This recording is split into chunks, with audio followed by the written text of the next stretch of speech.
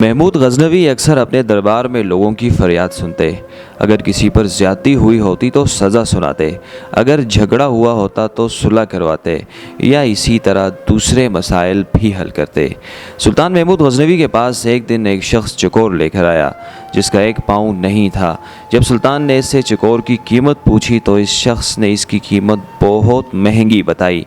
सुल्तान ने हैरान होकर पूछा कि इसका एक पाँव भी नहीं है, फिर भी इसकी कीमत इतनी ज़्यादा क्यों बता रहे हो?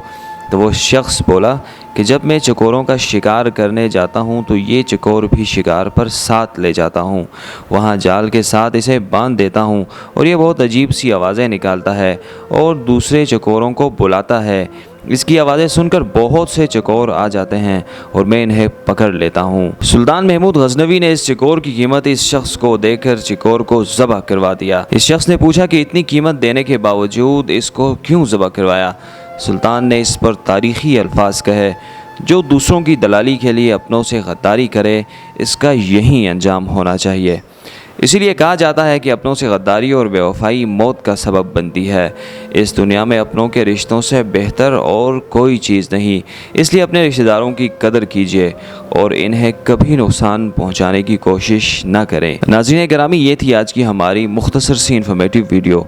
मज़ीद इस तरह की वीडियोस हासिल करने के लिए आप हमारा यूट्यूब चैनल वही डॉक्यूमेंट्रीज़ ज़रूर सब्सक्राइब कीजिए और घंटी के निशान को भी दबाइए। शुक्रिया।